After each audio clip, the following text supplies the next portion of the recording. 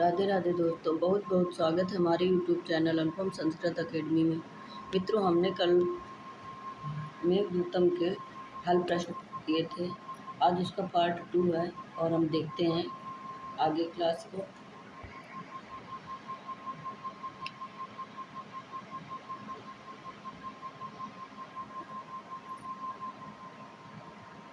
यक्ष का प्रवास रामगिरी पर्वत पर यक्ष कुबेर द्वारा स्थापित होकर 1 वर्ष की अवधि में से 8 मास रामगिरी पर्वत पर बिता चुका था।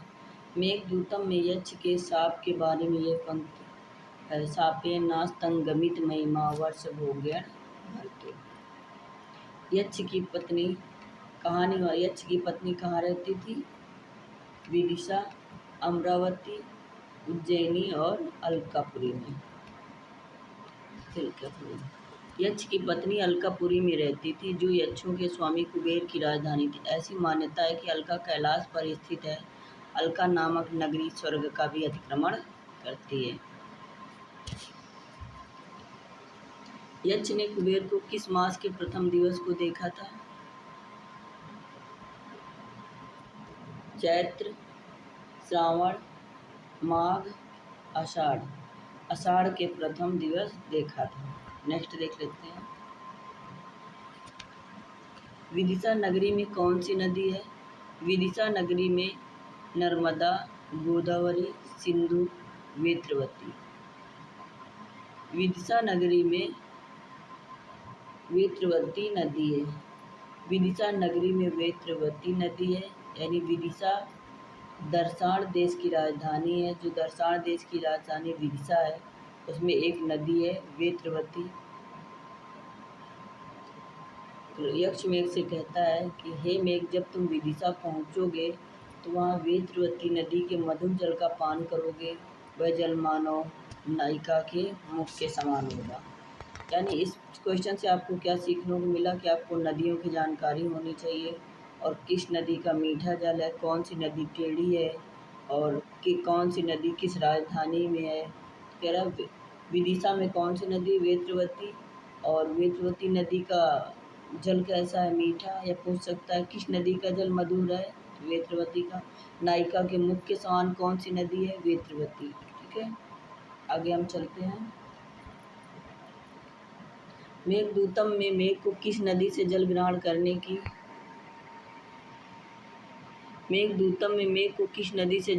करने की सलाह दी गई है? यमुना, नर्मदा, जाह्नवी, गोदावरी। मेघदूतम में मेघ को नर्मदा नदी से जल ग्रहण करने की सलाह दी गई है।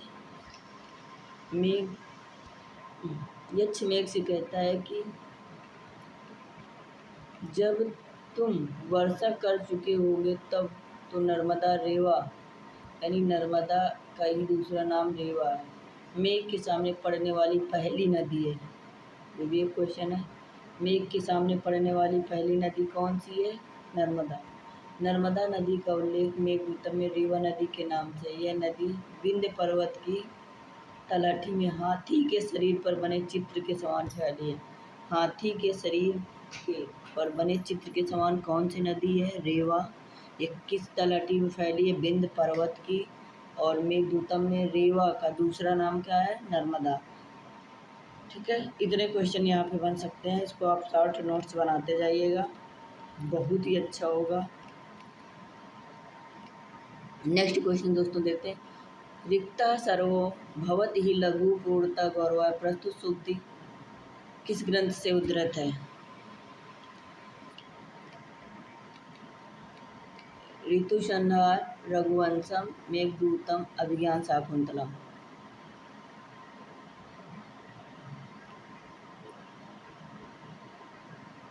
मेघदूतम। रिक्ता सर्वभवति लघु पूर्णता गौरव। ये सूक्ति मेघदूतम से है। जो रिक्त अर्थात खाली होता है वह सर्वत्र हल्का होता है, लेकिन पूर्णता गौरव को धारण किए होता है। यक्ष मेघ से कहता है। इस श्लोक में यक्ष मेघ से का। नेक्स्ट हम देखते हैं। कुबेर द्वारा यक्ष को शाप दिए जाने पर वह किस पर्वत पर जाकर रहने लगा? विंध्य पर्वत, अरावली, रामगिरी, आम्रकूट। कौन से पर्वत पर रहने लगा? रामगिरी पर्वत पर।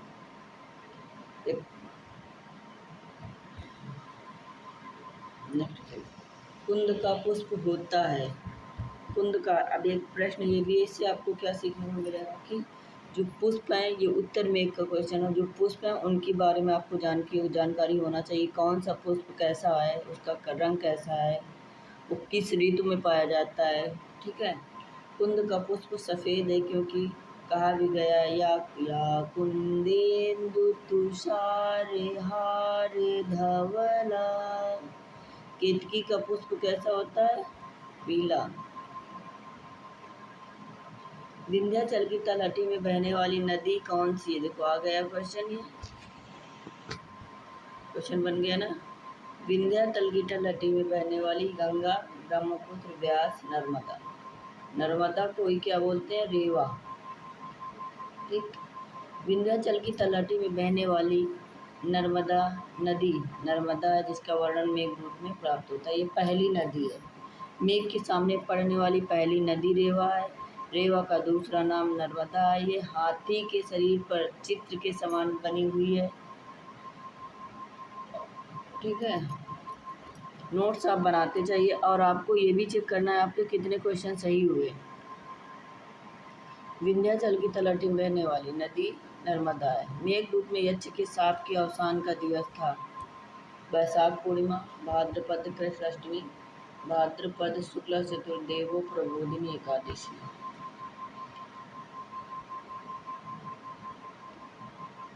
देवो प्रबोधिनी एकादशी, इस दिन से उसका शाप समाप्त हो रहा था। मेघदूत की यक्षिणी शाप दिवसों की गणना कैसे करती थी? पुष्पों से, मणियों से, लेखनी से, अत्र कणों से। किससे करती थी? पुष्पों से। देहली पे करती थी। कहाँ करती थी? देहली पर। एक एक दिन की वो गणना करती थी। लिख नहीं रहा, सॉरी। देहली पे करती थी। ठीक है, नहीं लिखा, मात्रा उसकी नहीं हुई है।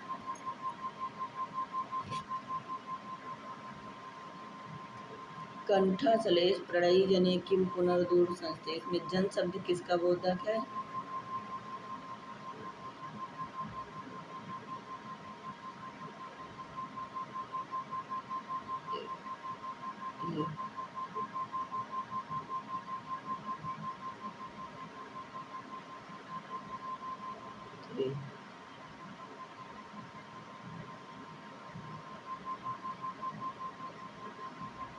राजहंस, मेघ, यक्ष, चातक। जन शब्द किसका बोधक है? यक्ष का। अगर यहाँ पर यक्षिणी होती, गले लगाने का इच्छुक तो यक्ष था, यक्ष की तुक किसको लगाता? यक्षिणी को। इसमें जन शब्द का बोधक यक्षिणी होनी चाहिए। किस काव्य में अलकापुरी का वर्णन प्राप्त होता है?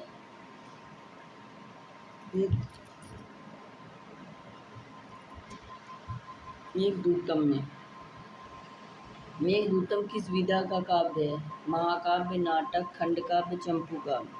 कालिदास रचित मेघदूतम एक खंडकाव्य, इसे गीत काव्य के नाम से भी जाना जाता है। इस खंडकाव्य में अपनी प्रिया से बिछड़ने की स्थिति में विरह में व्याकुल यक्ष की मनोव्यथा का बड़ा ही धार्मिक चित्रण किया गया है। यक्ष का प्रवास कितने दिनों का था? 5 वर्ष, 1 वर्ष, 3 वर्ष, 3 मास, 1 वर्ष का था।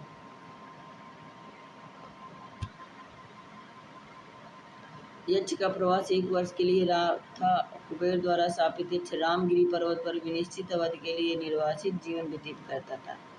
नेक्स्ट को कांतो दंत का अर्थ है। कांतो चमकते दांत, प्रिया के दांत, प्रियतम का वृतांत, प्रिय का अंत। कांतो दंत का अर्थ प्रिय का समाचार अथवा प्रियतम का वृतांत। यह शब्द उत्तर मेघ के 42वें श्लोक में आया है। उज्जैनी में, तो इस प्रश्न से हमने क्या सीखा कि हमें शब्दार्थ भी तैयार करने होंगे। इम्पोर्टेंट शब्दार्थ मैं किसी दिन लाऊंगी, सारे शब्दार्थ मेघदूत के। ठीक है। उज्जैनी में स्थित शिवलिंग का क्या नाम है? उज्जैनी में स्थित शिवलिंग का नाम क्या है? महाकाल, विश्वनाथ, मार्कंडेय, वैद्यनाथ। महाकाल। Next question.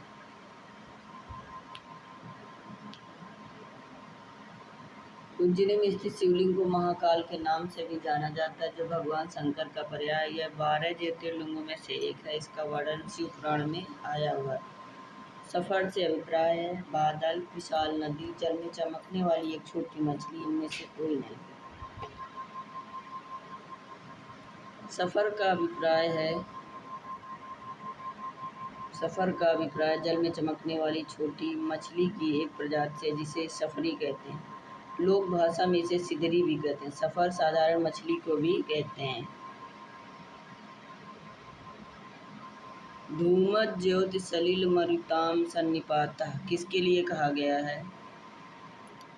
धूम ज्योति सलिल मरुताम सन्निपातः मेघ के लिए कहा गया है। महाकवि कालिदास ने मेघदूत में यह वर्णन किया है कि विरही यक्ष को ज्ञात है कि संदेश व्यक्तियों के द्वारा भेजे जाते, मेघ प्राणी नहीं, वह तो धूम ज्योति।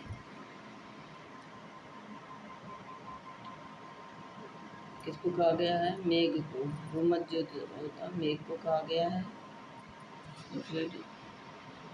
फिर भी यक्ष का संदेश उसे ले ही जाना था। कवि दीप्त भावना देखिए। धूम ज्योति, जल और वायु, ये 4 तत्वों से मिलकर बना है। धूमत ज्योति सलिल मरुताम सन्निपातः को मेघा संदेशार्थक को पटुकर्णै प्राणिभिः प्रापणीया इत्युक्त्याद परिगणयन् गुह्यकस्तेयाचे कामार्ता ही प्रकृतिकृता चेतना चेतनेषु। मेघदूतम में पढ़ाऊंगी और इसके शब्दार्थ गिनाऊंगी। निम्नलिखित में से कौन सी सूक्ति मेघदूतम से संबंध नहीं है? देख लेते हैं। कामार्ता ही प्रकृति कृपणा चेतना चेतनेषु, ये मेघदूतम की है। याचा मोघा वरम अधगुणे, ये मेघदूतम की है। और स्त्री नाम प्रणय वचनम आदम, ये भी मेघदूतम की। तो बची कौन सी? ये मेघदूतम की नहीं है। ये कहाँ की है, इसको भी देखते हैं। आक्तार्थे अपि मनसि जे रतिरम उभय प्रार्थना कुरुते, यह सूक्ति महाकवि कालिदास द्वारा रचित अभिज्ञान शाकुंतलम नाटक से इसका उल्लेख द्वितीय अंक से प्रथम श्लोक में हुआ है। कंदर्प के सफल न होने पर भी कंदर्प के सफल न होने पर भी दोनों नायक नायिका की अभिलाषा प्रेम उत्पन्न करते। शेष अन्य विकल्पों में दी गई सूक्तियां मेघदूतम से ली गई।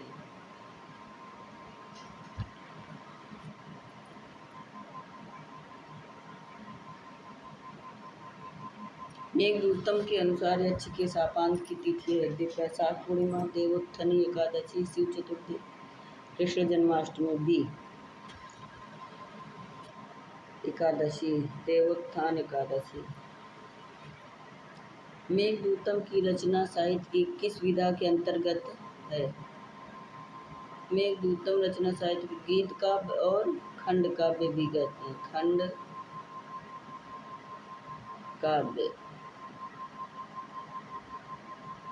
काव्य भी कहते हैं इसको।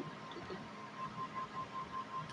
मेघदूतम कालिदास द्वारा रचित गीत का इसमें 121 श्लोक। इसमें मेघ को संदेश वाहक यक्ष के रूप में प्रस्तुत किया गया है।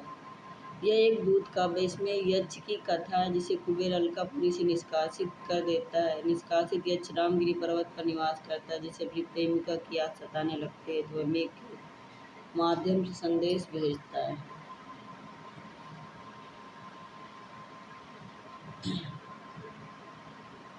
मेघदूतम में किस छंद का प्रयोग हुआ है? शार्दूल विक्रीडित, मंदाक्रांता, मालिनी, परितुसर्गे। इसमें कौन सा छंद प्रयुक्त हुआ है? मंदाक्रांता छंद। इसका लक्षण दें। मेघदूतम में मंदाक्रांता छंद का प्रयोग हुआ है। यह एक वर्णिक छंद है। इसका लक्षण इस प्रकार: मंदाक्रांता जलधि षड्गई मबौ नतौ तादुरुचे, यानी 4, 6, 7 पर यति होती और 17 अक्षर होते हैं मंदाक्रांता छंद में। मेघदूतम को संस्कृत साहित्य में एक नवीन प्रकार की उद्भावना का श्रेय प्राप्त है, जो इस नाम से विख्यात संदेश काव्य, गीत काव्य, खंड काव्य, स्रोत काव्य, संदेश काव्य, क्योंकि मेघदूतम जिसमें नवीन काव्य श्रेय प्राप्त है वह संदेश काव्य नाम से विख्यात है।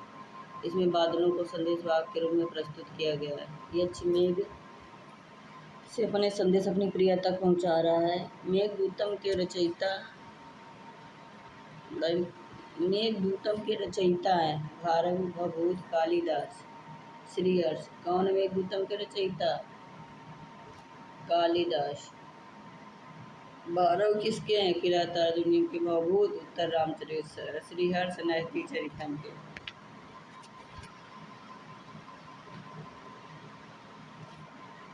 मेघदूतम के रचयिता कालिदास। यह एक गीत काव्य है। ये पूर्व मेघ एवं उत्तर मेघ नामक दो भागों में विभक्त है, जिसमें क्रमशः 67 श्लोक एवं 54 श्लोक हैं। पूर्व मेघ में यक्ष मेघ को रामगिरी पर्वत से अलकापुरी तक के रास्ते का विवरण देता है, और उत्तर मेघ में यक्ष का मार्मिक संदेश है, जिसमें कालिदास ने प्रेमी हृदय की भावना को उड़ेल दिया है। कालिदास किसी एक विशिष्ट अलंकार के प्रयोग में अतुलनीय। वह अलंकार है क्या? कालिदास उपमा कालिदास भारवे उपमा कालिदास भारवे अर्थ गौरवम दंडे पद लालित्य दंडी पद लालित के लिए भारवे अर्थ गौरव के लिए।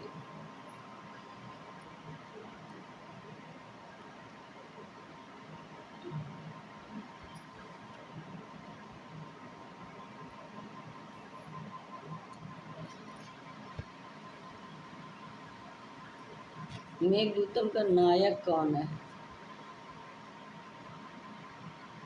मेघदूतम का नायक कौन है? देवता यक्ष मनुष्य मेघ यक्ष।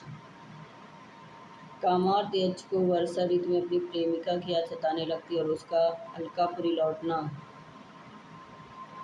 संभव नहीं था, इसलिए वह अपनी प्रेमिका तक अपना संदेश भेजने के लिए मेघ को दूत बना लेता है।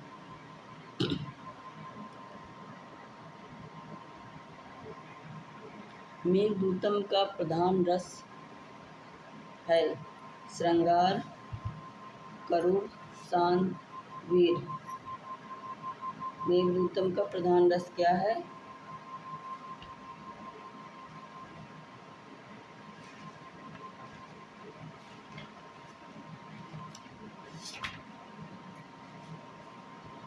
मेघदूतम का प्रधान रस है श्रृंगार रस, विप्रलंब श्रृंगार।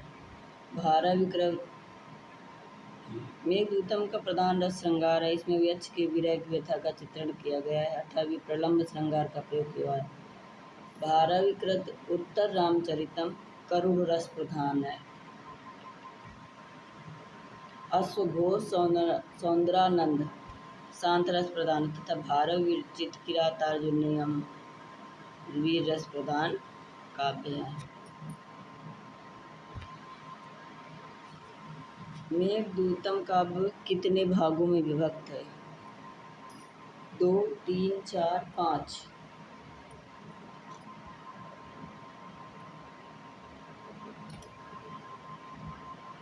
4 भागों में विभक्त है। धूम ज्योति सलिल मरुताम।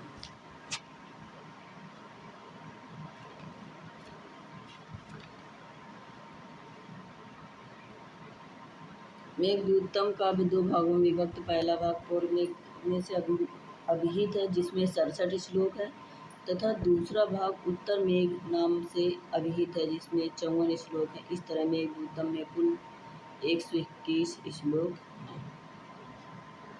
मेघदूतम काव्य में नायक विरही यक्ष को किस कारण से अपनी नायिका से दूर जाना पड़ा? पत्नी अपने पिता के घर चली गई, पत्नी में कुछ वैमनस्य हो गया पति पत्नी में, और अपने कर्तव्य पालन में भूल करने के कारण शापवश अपने कर्तव्य पालन में परदेश जाने के कारण।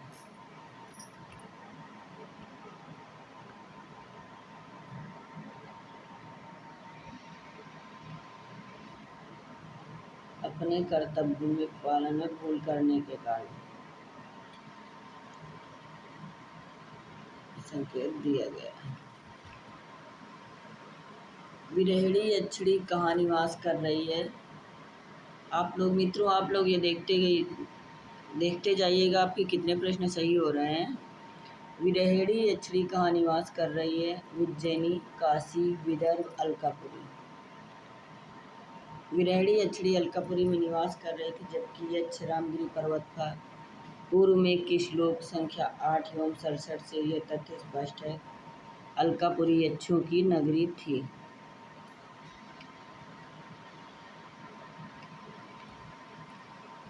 मेघदूतम के कथानक का मूल स्रोत है ऐतिहासिक, कवि कल्पित, जनश्रुति पर आधारित, इनमें से कोई नहीं। कवि कल्पित कथानक का मूल स्रोत कवि कल्पित है। सौंदरानंद ऐतिहासिक महाकाव्य कालिदास ने मेघदूत की रचना मंदाक्रांता छंद में किया है। ठीक इसी तरह तीर्थकर पार्श्वनाथ ने जीवन से संबंधित 4 लोक सर्गों का एक काव्य पार्श्व अभ्युदय लिखा, जिसमें मेघ के दैत्य के रूप में मेघदूत के शताधिक पद समाविष्ट हैं।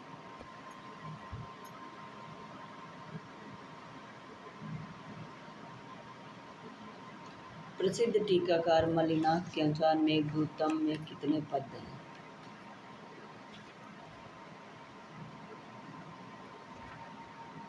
प्रसिद्ध टीकाकार में मल्लिनाथ के अनुसार मेघदूतम में कितने पद हैं? She 115, 120, 125, 121। 121 option C.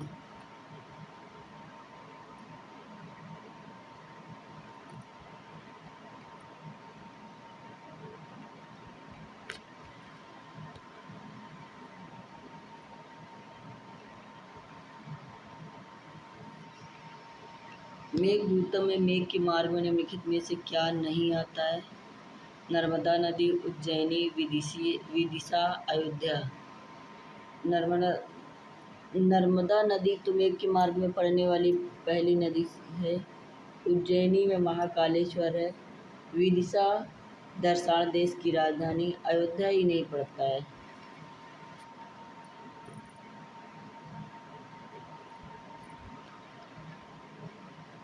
Ayodhya. Meghadutam में मेघ के मार्ग में निम्नलिखित में से अयोध्या नहीं। महाकवि कालिदास विरचित मेघदूतम संस्कृत वाङ्मय की अमूल्य निधि, इसमें मेघ के रास्ते में रामगिरी से उत्तराभिमुख होकर आम्रकूट पर्वत, नर्मदा नदी, विदिशा नगरी, वेत्रवती नदी, उज्जैन, पुरी और कुरुक्षेत्र का भ्रमण करके अपने मूल निवास स्थान अलकापुरी में जाने का मार्ग स्थान आता है। नीचैर्गच्छत् उपरि च दशा चक्रनेमि क्रमेण, यह वचन किस ग्रंथ से? ये उत्तर रामचरितम, अभिज्ञान शाकुंतलम, किरातार्जुनीयम, मेघदूतम। यह ग्रंथ किससे है? मेघदूतम से। नीचैर्गच्छत् उपरि च दशा चक्रनेमि क्रमेण, यह वचन मेघदूतम से संबंधित है। यह सूक्ति उत्तर मेघदूतम के श्लोक संख्या 49 से ली गई है। यहाँ पर जीवन चक्र की रथ के पहिए से तुलना की गई है। जिस प्रकार रथ का पहिया नीचे होकर पुनः ऊपर आता है, उसी प्रकार प्रत्येक मनुष्य के जीवन रूपी चक्र में सुख और दुख आते जाते रहते हैं।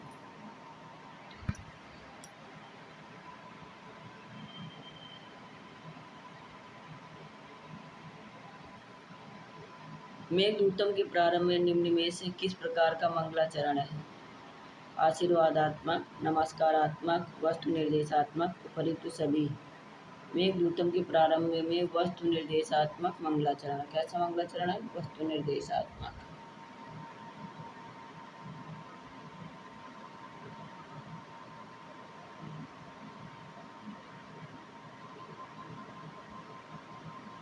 मेघदूतम में मेघ को कितने पदार्थों का सम्मिश्रण कहा गया है?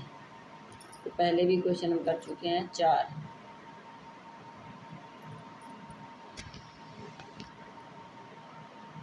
धुआं, अग्नि, जल और वायु। ठीक।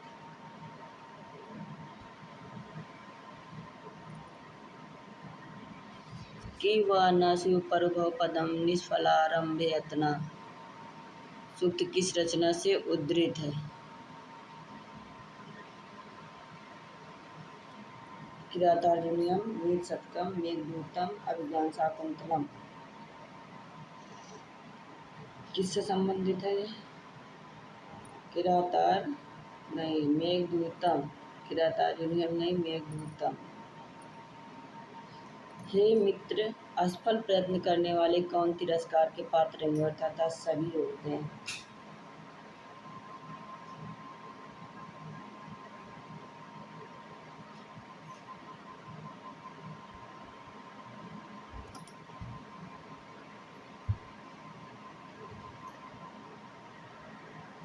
जैसे कौन लघुत्रय में सम्मिलित नहीं है? गीत गोविंद, मेघदूतम, कुमार संभवम, रघुवंशम।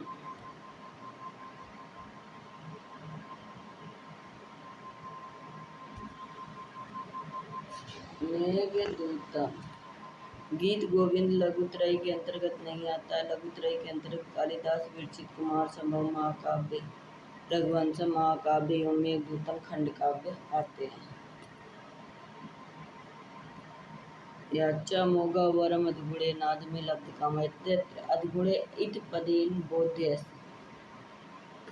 अधगुण पद से किसका बोध है? ये यक्षा ने मेघ का। अधिगुणे पद से मेघ का बोध होता है। याचा मोगा वरम अधगुणे नाद में लब्ध काम। यहाँ पर अधिगुण पद से मेघ की ओर लक्षित किया गया। यक्ष मेघ को कहता है कि गुणवान से की गई निष्फल याचना भी अधम से की गई सफल याचना से श्रेष्ठ। यानी यक्ष मेघ से कहता है कि अगर कोई गुणवान व्यक्ति है उससे कुछ मांगो, अगर वो न दे या असफल हो जाए, और नीच व्यक्ति है जिसका कोई कैरेक्टर नहीं, कोई ईमान नहीं है, वो चोर है, उससे कोई चीज़ मांगो सफल हो जाए तो वो बेकार है।